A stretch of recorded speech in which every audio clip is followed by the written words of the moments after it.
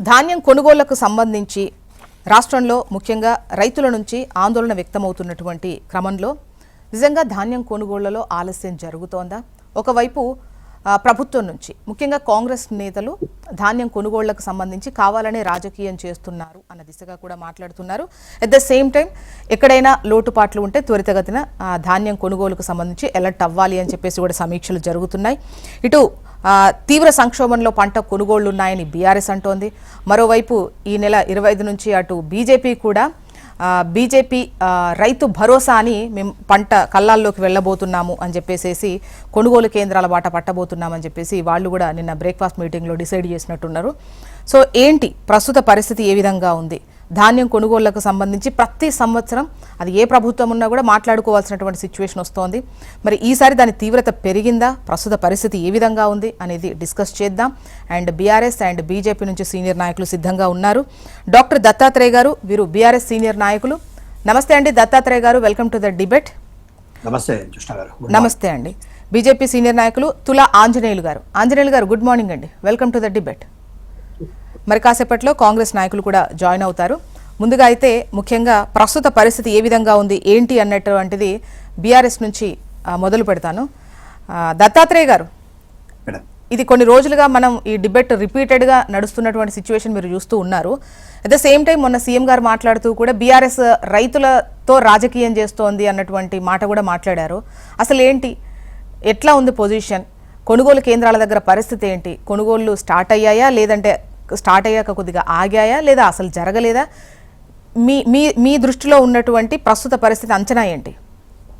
Joshna madam, good morning మీకు, HMTV ప్రేక్షకులకు, ప్యానెల్లో ఉన్నటువంటి మిత్రులకు. తెలంగాణ రాష్ట్రంలో రైతులకు సంబంధించినటువంటి ధాన్యం కొనుగోలు విషయంలో రాష్ట్ర ప్రభుత్వానికి ఒక ముందు చూపు అంటూ లేకపోవడమే ఇవాళ ఈ రాష్ట్రంలో రైతులు ఎదుర్కొంటున్నటువంటి సమస్యలకు ప్రధానమైనటువంటి కారణం. ఎందుకంటా ఉన్నామంటే, ఎప్పటికైనా కావచ్చు మనం ధాన్యం రైతుల పొలాల్లో నుంచి, పంట పొలాల్లో నుంచి ఎక్కడికైతే మన మిల్లుల్లోకి కానీ లేకపోతే ధాన్యం కొనుగోలు కేంద్రాలకు రావడానికంటే ముందే ప్రభుత్వం కొన్ని చర్యలు తీసుకోవాలి. అక్కడ ఉన్నటువంటి అధికారులను పురమాయించి అక్కడ కాంటా ఏర్పాటు చేయడం కానీ, గోడె సంచులు ఉన్నాయా లేవా, గని బ్యాగులు ఉన్నాయా లేవా చూసుకోవడం కానీ, ఆ డబ్బనం కానీ, సుత్లీ కానీ, ఇలాంటి తాత్కాలికమైనటువంటి ప్రధానమైనటువంటి అత్యవసరమైనటువంటి అవసరాలన్నీ ఏర్పాటు చేయాలి. అయితే ప్రభుత్వము ఏప్రిల్లో ఈ తతంగం కొనసాగించడం కాదు, మార్చిలో మీ రిక్వెస్ట్ పెట్టుకున్నారు రైతులు. సార్ వర్షాలు ఆగిపోతున్నాయి, మేము పంట కొనుగోలు కేంద్రాలు ప్రారంభించండి సార్ అని చెప్పి రిక్వెస్టులు చేస్తే ప్రభుత్వము దానికి సంబంధించినటువంటి తాత్కాలిక బడ్జెట్ రిలీజ్ చేయాలి. దానికి కొనుగోలు కేంద్రాలకు సంబంధించినటువంటి ఏర్పాట్లకు సంబంధించిన బడ్జెట్ రిలీజ్కు ముఖ్యమంత్రి గారి పర్మిషన్ కావాలా అని చెప్పేసి, ముఖ్యమంత్రి గారు క్యాబినెట్ నిర్ణయం తీసుకోవాలని చెప్పేసి ఆలస్యం చేయడం వల్ల, ఈ ప్రభుత్వానికి రైతుల విషయంలో ముందు చూపు లేకపోవడం వల్ల ఈ సమస్యలన్నీ వల్ల పెండింగ్లో పడి ఈ స్థాయికి వచ్చింది. ఇవాళ ఒక మార్కెట్ యార్డ్ యొక్క కెపాసిటీ ఎంత, ఆ మార్కెట్లో ఎంతవరకు ధాన్యాన్ని మనం నిల్వ చేసుకోగలుగుతాం, గత సంవత్సరం ధాన్యం ఏమైనా నిలువ ఉందా, మరి ఆ నిలువున్న ధాన్యాన్ని బఫర్ జోన్ కింద లేకపోతే బాయిల్డ్ కోటా కింద కేంద్ర ప్రభుత్వానికి పంపించాలన్నా, కేంద్ర ప్రభుత్వం బాయిల్డ్ కోటా ఎంతవరకు అంగీకరించింది, వీటన్నింటికి ముందస్తుగా ఏర్పాటు చేసుకోవాలా. వ్యవసాయదారుడు ఎట్లాగైతే వర్షాలు పడతాయి అనుకోగానే వ్యవసాయానికి సంబంధించిన పనిముట్లను సమకూర్చుకొని, వస్తువులు, పెట్టుబడికి సంబంధించినటువంటి విత్తనాలు ఇవన్నీ సమకూర్చుకుంటాడు, అట్లాగే ప్రభుత్వం కూడా పంట కొనుగోలు కేంద్రాల వద్ద అదే స్థాయిలో ఉధృతంగా ఏర్పాట్లు చేయాలా. కానీ ఉధృతంగా ఏర్పాట్లు చేయకపోగా ఉల్టా చోరు కొత్త వాళ్ళకు దాండి అన్నట్టుగా ఇవాళ రైతులను తిడుతూ ఉన్నారు. రైతులు మాట్లాడుతున్న అంశాల విషయంలో మేము ప్రస్తావిస్తే మా నాయకులను కూడా ఇవాళ ఎగతాళి చేసినట్టుగా మాట్లాడుతూ ఉన్నారు. మేము మాట్లాడిన దాంట్లో చూసినాం మేడం, హెచ్ఎంటీవీ సాక్షిగా ఇవాళ మనం డిస్కస్ చేస్తా ఉన్నాం. రైతు సమస్యగానే మనం డిస్కస్ చేద్దాం. ఏ మార్కెట్ యార్డ్కైనా వెళ్దాం, రైతులు స్వతహాగా వాళ్ళకు ఏ పార్టీతో సంబంధం లేదు అని నేను భావిస్తా ఉన్నా, మీరు కూడా భావిస్తారు. రైతులకు పంట కొనుగోలు విషయాల్లో రాజకీయాలు అవసరం లేదు. వాళ్ళకు నమ్మకంగా ప్రభుత్వం పంట కొనుగోలు చేస్తే మమ్మల్ని ఆదరించరు, మమ్మల్ని సేకరించి మాతోని మీడియా ముందర మీరు మాట్లాడండి సార్, మీరు మా విషయాలు ప్రస్తావించండి సార్ అని చెప్పి ప్రతిపక్షాలుగా మా దగ్గరకు రారు. మేము రైతుల దగ్గరికి వెళ్ళినా కూడా నిజంగానే ప్రభుత్వం కొంటే మమ్మల్ని కూడా అక్కడ అవసరం లేదు సార్, మీ ప్రమేయం అవసరం లేదని అంటారు. ఇవాళ ఆదిలాబాద్ నుంచి మొదలుకుంటే ఆమన్గల్ వరకు ఏ మార్కెట్లో అయినా కూడా అకాల వర్షాలు, ఇవాళ చెడగొట్టు వానలు వస్తాయి.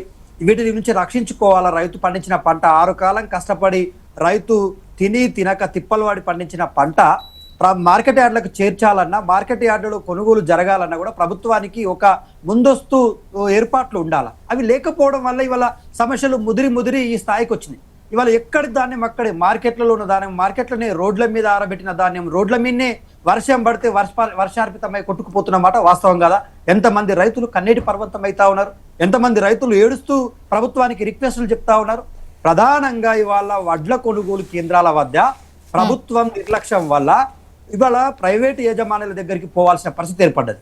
ప్రైవేటు వ్యక్తుల దగ్గరికి పోతే వాళ్ళు కాంటాల్లో కోత విధిస్తా ఉన్నారు. ప్రభుత్వం కోత విధిస్తుంది, అటు ప్రైవేట్ వ్యక్తులు కోత విధిస్తున్నారు. ప్రైవేట్ వ్యక్తుల దగ్గరికి పోవడం వల్ల ఉల్టా ప్రభుత్వం ప్రకటించిన ధర కంటే కూడా తక్కువ ధరకు అమ్ముకోవాల్సిన పరిస్థితి ఏర్పడ్డది.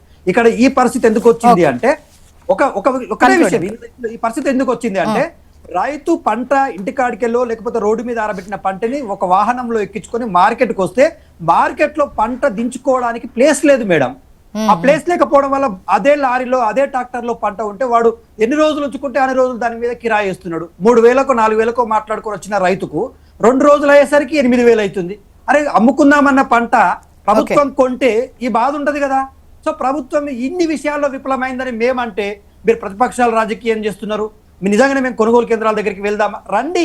కాంగ్రెస్ పార్టీ నాయకులకు ఎవరికి ధైర్యం ఉందో ఎమ్మెల్యే స్థాయి నుంచి మొదలుకుంటే ముఖ్యమంత్రి వరకు మీరు తక్షణం మార్కెట్ యార్డులకు వచ్చి రైతులను ఎదుర్కోండి. నిజంగానే మీరు పంట కొనుగోలు చేస్తే రైతులు అడిగే ప్రశ్నలకు రైతుల తిరుగుబాటును మీరు ఎదుర్కోండి రేవంత్ రెడ్డి గారు. ఎందుకు ఇవాళ మేము